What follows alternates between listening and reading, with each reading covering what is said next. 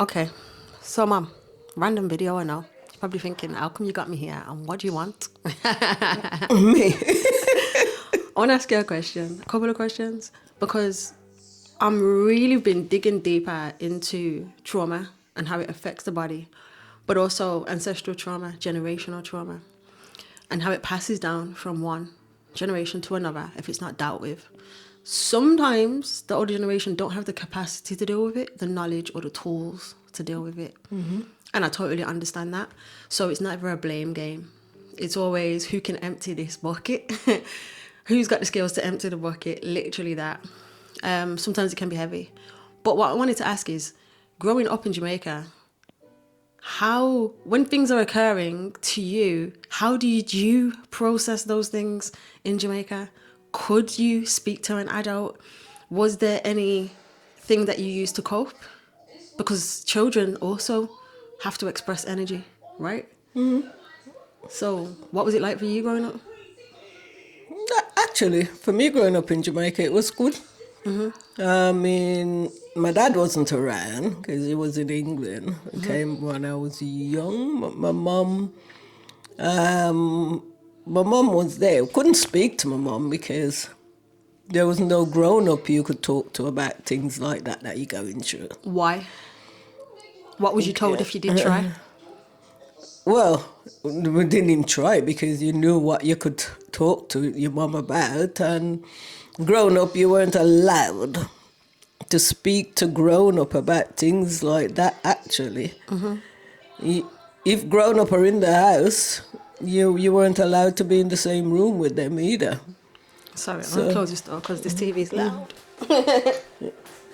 so I there's always friends though. We had friends that we would play around and that, but I don't think we thought about things like that.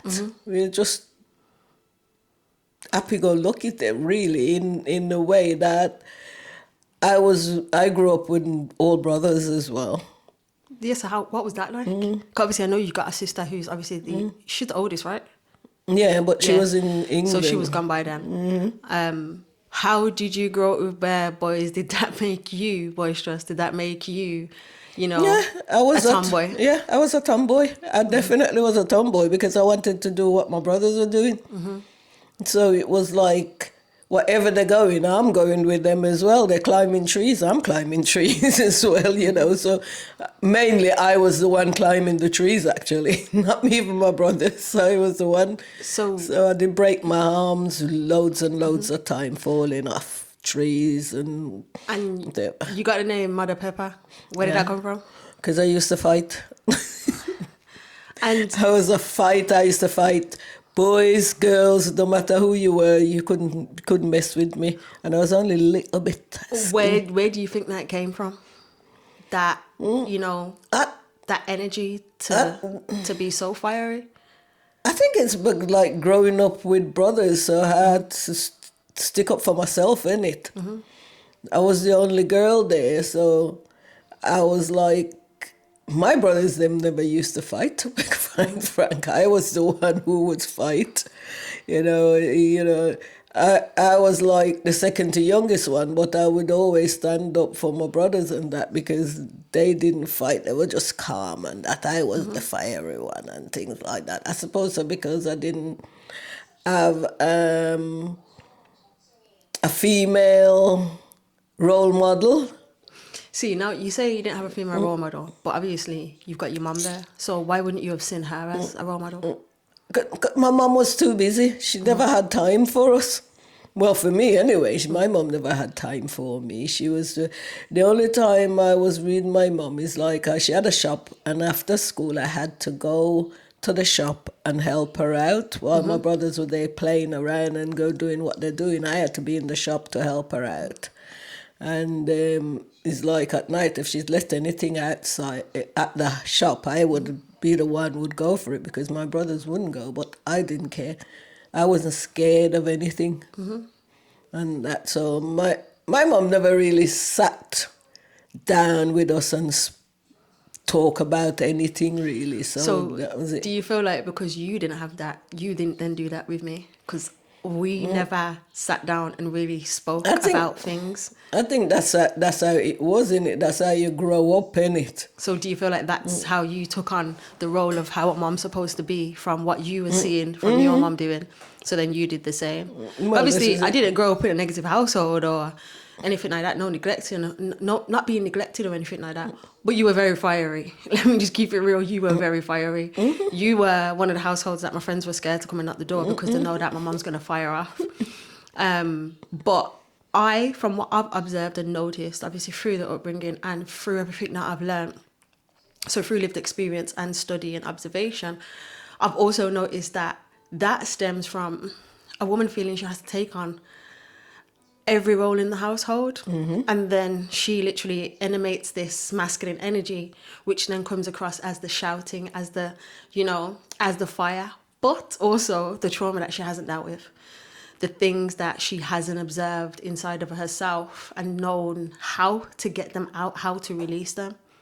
So now you're, the age you are now, which we're not going to say. So now you are in the space you are now. What would you do differently? Would you do anything differently in regards to raising your children?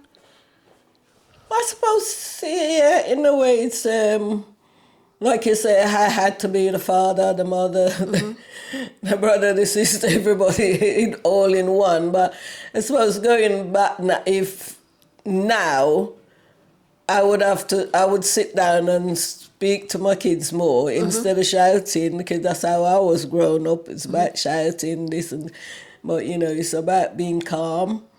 But I've reached an age now that it's about being calm now. I don't have that Yeah. that need to do that because you've all grown up now. So I really don't have that need to do about the shouting. Sometimes it's not even about shouting. It's about being scared of protecting your kids and trying to make sure that they are safe. So when they do something, it frightens you so much that you shout. Yeah. Because it's about being wanna protect scared. them. What could have happened to that child? Yeah. If something there. So instead of sitting down and have a conversation, the fright in you is like shouting, and I think that's what a lot of people. The misconcept about black women that they're loud and they shout and things like that is not that. Is that you have to be the parent, and that is how you are grown up as well, and you come and do that until when you realize that, well, no, there is a difference. But sometimes it's just been it's just fright. You're frightened for your Yeah. kids. What I've noticed is the children in household mirror the nervous system state of the mother and the father. And if your nervous system is dysregulated in any kind of way, and that doesn't mean, anything that's the fault of the household, but it could be childhood trauma, it could be things that have happened that you never dealt with, it could be certain in particular blockages and patterns that you've got inside of yourself that you don't know how to deal with.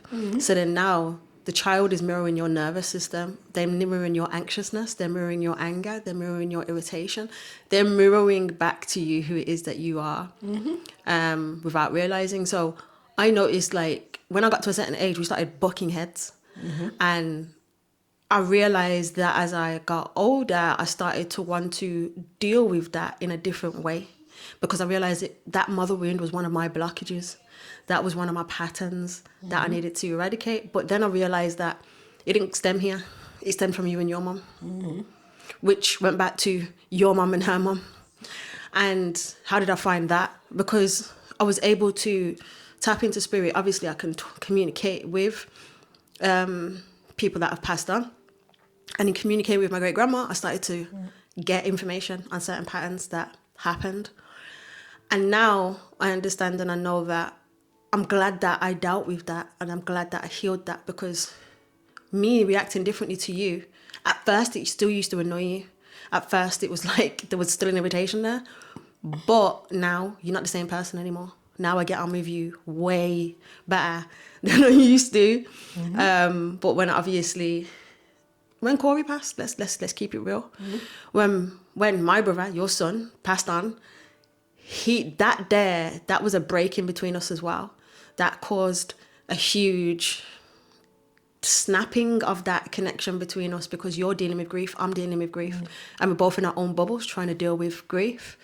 You know, whether we're trying to escape and whether we're trying to, observe our own selves. It was a lot. And I've only got 2 minutes left on this memory card. This was a random video, but I wanted to speak because I knew that some jewels were going to come out, and they have. And this is part of the healing. This is part of the regulation. And literally, as I'm talking now, I'm co-regulating with my mom, and we're both healing at this moment in time just by doing this video, just by doing this. So you're observing the healing in real time. Is there anything else you want to say?